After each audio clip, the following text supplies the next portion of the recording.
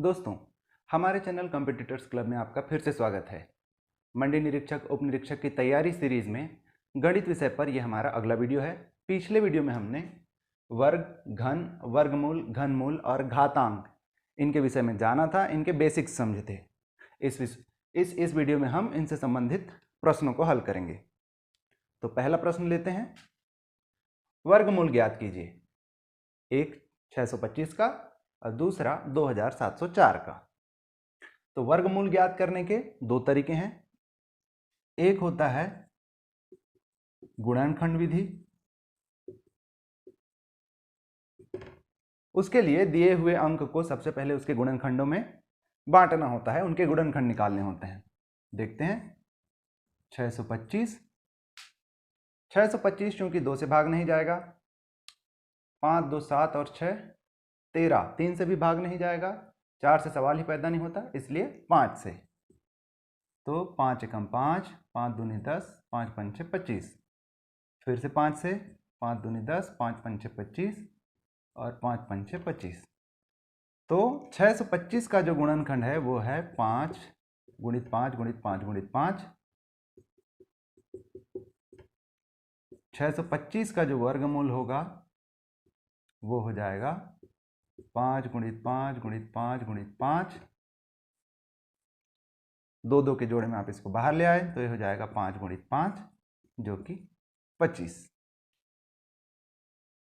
दूसरी विधि भाग विधि, वो भी देख लेते हैं। भाग विधि में क्या करना होता है, आपको दी हुई संख्या को इकाई से लेते हुए, इकाई की तरफ से लेते हुए 2 के जोड़े बना लें। इकाई से लेते हुए 2 के जोड़े बना लें। अगर ये संख्या बड़ी होती तो यहाँ पे 2 के और जोड़े बनते, लेकिन संख्या इतनी ही है तो जो अकेली संख्या बच जाए उसको छोड़ दीजिए, बाकी को 2 के जोड़े बनाते चलिए इकाई की तरफ से। अब देखिए ये जोड़ा बना हुआ है 25 का, 6 अकेला छूटा हुआ है। अब कोई ऐसी संख्या सोचिए जिसका वर्ग 6 से कम हो लेकिन 6 के आसपास हो। वो क्या है? 2 का वर्ग होता है 4। अगर 2 से बड़ा आप 3 लेते हैं तो 3 का वर्ग हो जाएगा 9 जो कि 6 से बड़ा है। तो 2 दूनी 4, बच गया 2। और ये जो संख्या है इसको जोड़े में यहां नीचे लिख दीजिए। यहाँ पे जो गुणनफल आया है, यहाँ पे जो भागफल आया है उसको यहाँ नीचे लिख लीजिए और लेफ्ट साइड में जो 2 संख्या हैं उनको जोड़ दीजिए। 2 2 हो गया 4। अब देखिए यहाँ पे 4 है और यहाँ पे 225। तो जैसा हमने यहाँ पे किया कि जो संख्या यहाँ पे है उसी संख्या को यहाँ वाली संख्या से गुणा करना होता है।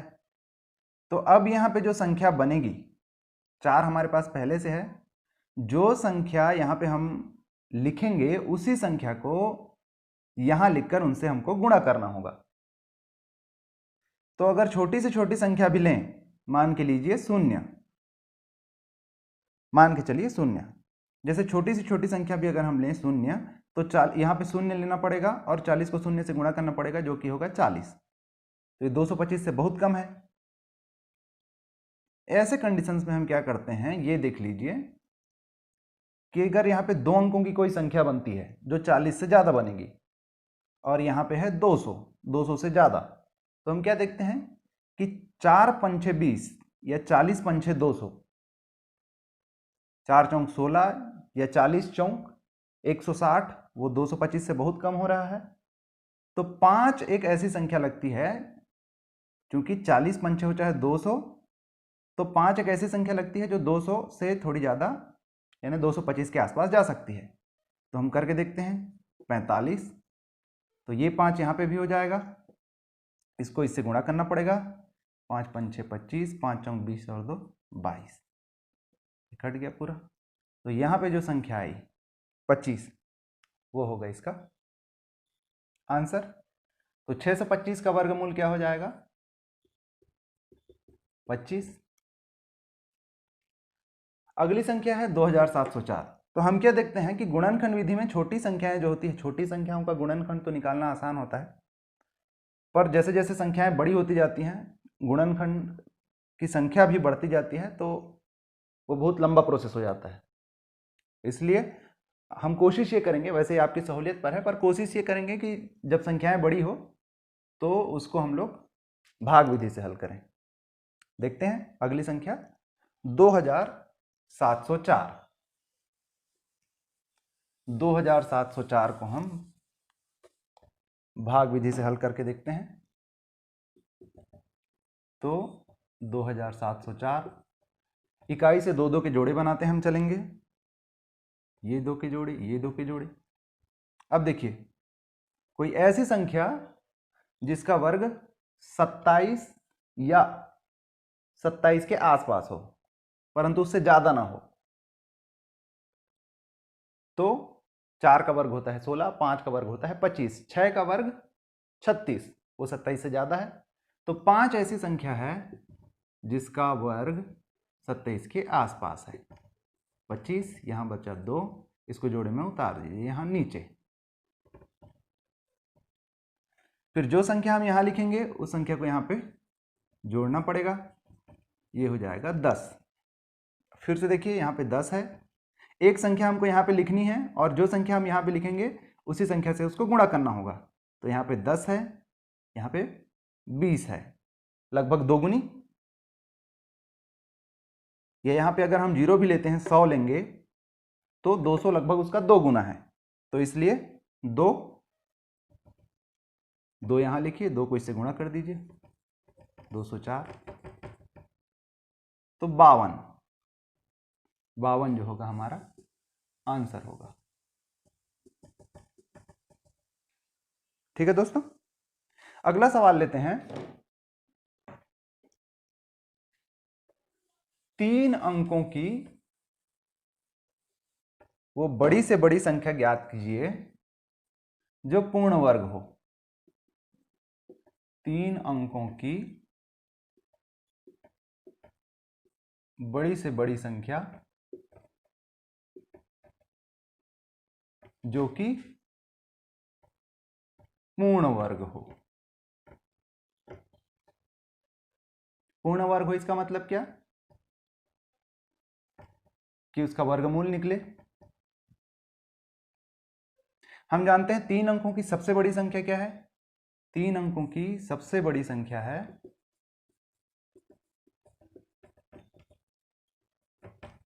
999।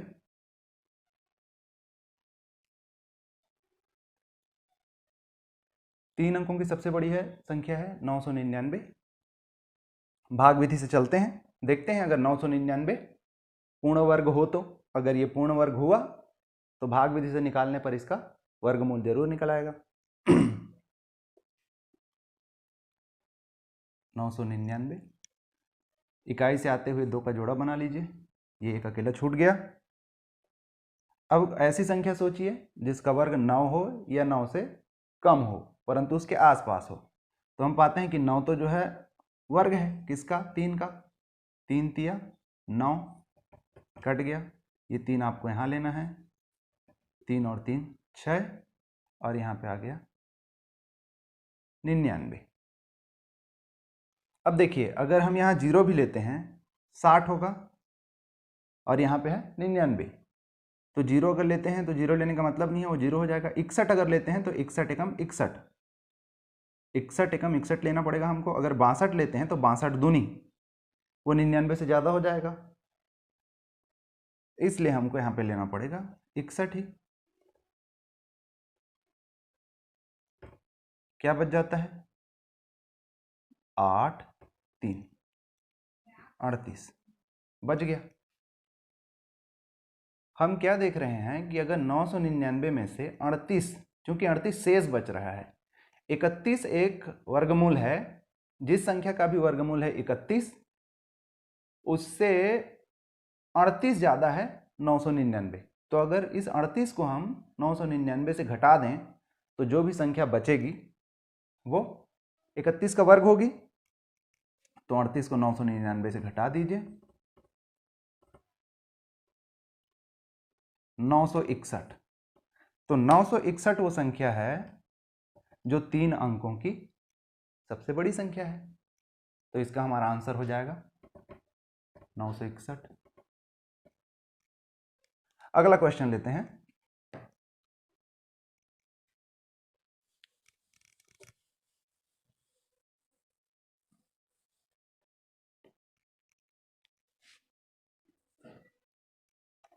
दो का वर्ग गुणित 3 का वर्ग गुणित 5 का वर्ग गुणित 7 का वर्ग, इसका निकालना है वर्गमूल। बहुत सरल है, गुणनखंड इसने दिया हुआ है, आप सीधे सीधे इसको ले लीजिए। आप इसको सीधा सीधा ऐसा भी हल कर सकते हैं कि ये पहले से जोड़े में है। जोड़े में है कहने का मतलब 2 का वर्ग है तो ये पहले से 2 गुणित 2 है, 3 का वर्ग है ये पहले से 3 गुणित 3 है। तो आप सीधा सीधा ये जोड़े को उठा लीजिए, यहाँ से क्या हो जाएगा 2 गुणित 3 गुणित 5 गुणित 7, 2 तिया 6 पंचे 30 और 7 210, ये हो जाएगा इसका वर्गमूल। दूसरे तरीके से देखिए, अगर इसको हम लें वर्गमूल के लिए तो ये हो जाएगा 2 का वर्ग गुणित 3 का वर्ग गुणित 5 का वर्ग गुणित 7 का वर्ग। ये जोड़े में ही है, इसको अगर फैलाएंगे तो ये 2 गुणित 2 3 गुणित 2 3 गुणित 3 5 गुणित 5 7 गुणित 7 आपको करना ही पड़ेगा। तो ये जोड़े में पहले से हैं तो इनको निकाल ही लीजिए। तो निकालने पर क्या आएगा, यही आएगा। तो इसका आंसर आएगा 210।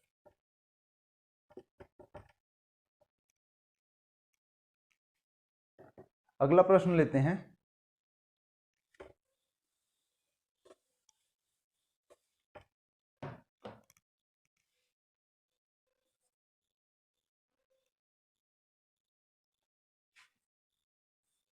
घनमूल 3 3 सही 3/8, इसका मान निकालना है। यहाँ पे देखिए इस टाइप के जो भिन्न संख्याएं, जो मिश्र भिन्न संख्याएं होती हैं, इसको आपको हल करना संभवतः आता हो सकता है नहीं भी आता हो। इनका क्या करना पड़ता है, 3 सही 3/8 जो है, तो ये वाली संख्या है, ये अंश ये हर, तो हर वाली संख्या का इससे गुणा होता है और ये वाली संख्या उसमें, जो अंश वाली संख्या है उसमें जोड़ दी जाती है। मतलब 8 तिया 24, 8 तिया 24 और 3 27, 27 और 8 अपनी जगह पे, समझ गए। ये वाला जो हर वाली संख्या है वो इस वाली संख्या के साथ गुणा की जाती है, तो 8 तिया 24 और ये वाला जोड़ दिया जाता है, 24 और 3 27/8। तो अब ये प्रश्न किस तरीके से हो जाएगा, ये प्रश्न हो जाएगा घनमूल 3 27/8। अब यह तो आपको पता हो कि 27 जो है वो 3 का घनमूल है और 8 जो है 2 का घनमूल है। अब अगर नहीं पता है तो भी आप इसको ऐसा ले सकते हैं, 3 ये हो जाएगा 3 गुणित 3 गुणित 3, 27 का जो गुणनखंड, और 8 का हो जाएगा 2 गुणित 2 गुणित 2। इसी से आगे 3 का घन और 2 का घन, ये क्या हो जाएगा 3/2 का घन। ये घन और ये घनमूल आपस में कट जाएंगे, ये बच जाएगा 3/2, ये होगा आंसर। आपस में कट जाएंगे कहने का मतलब मैं आपको समझा देता हूं।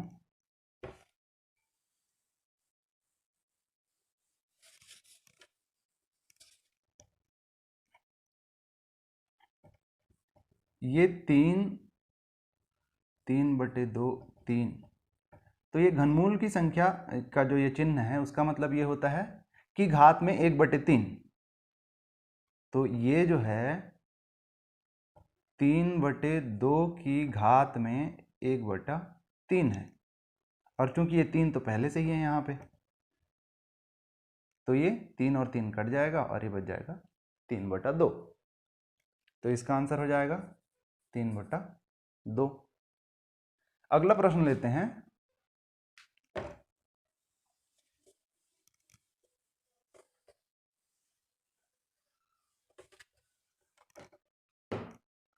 अगला प्रश्न है प्रश्न क्रमांक 6,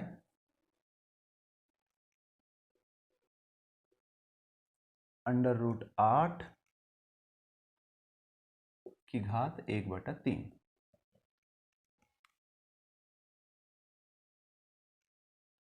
चलिए इसको हल करते चलते हैं। √8 को आप कैसे लिख सकते हैं? 8 की घात 1/2। √ को आप 1/2 लिखते हैं घात में, और 1/3 यहाँ पहले से है। तो घातांक नियम से हमको पता है कि इनके बीच कोई चिन्ह नहीं है, मतलब ये गुणा में है। मैंने आपको पहले ही बताया था कि स्क्वायर के बाहर अगर बिना चिन्ह के कोई चीज़ है तो उसके साथ गुणा में है। तो ये हो जाएगा 8 की घात 1/2 गुणित 1/3। ये हो जाएगा 8 की घात 1/6। अब 8 का जब हम गुणनखंड करें तो क्या होता है? 2 गुणित 2 गुणित 2, 2 दूनी 4 दूनी 8 की घात 1/6। इसको हम लिख सकते हैं 2 की घात 3 गुणित 1/6।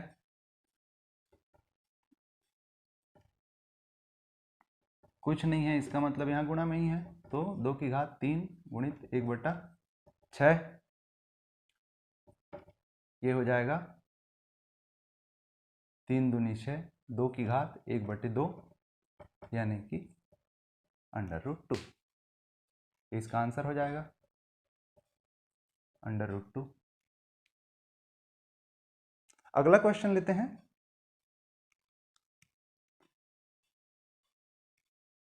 क्वेश्चन नंबर 7, 3 की घात n बराबर 27। तो 3 की घात n-2 का मान।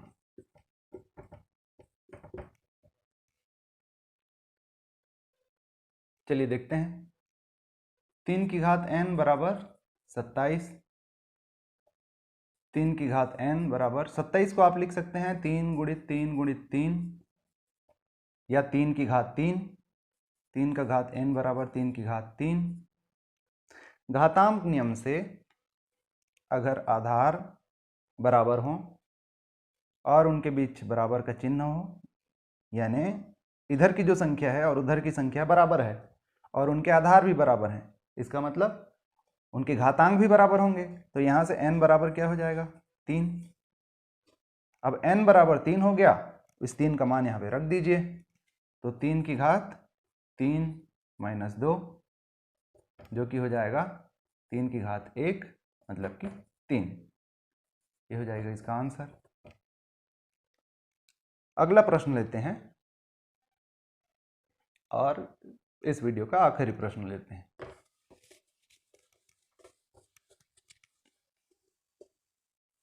बाकी आप अपने बुक से, जिस भी सोर्स से आप पढ़ाई कर रहे हों, वहाँ से आप क्वेश्चंस की प्रैक्टिस करिए। मैथ्स के साथ दोस्ती करनी पड़ती है दोस्तों, थोड़ा सा टाइम लेता है मैथ्स, पर एक बार जब दोस्ती हो जाती है तो फिर वो दोस्ती बहुत गहरी रहती है, इसलिए मैथ्स को टाइम देना पड़ता है। अगला क्वेश्चन और इस सेशन का आखिरी क्वेश्चन लेते हैं। m की पावर n डॉट n की पावर m बराबर 800।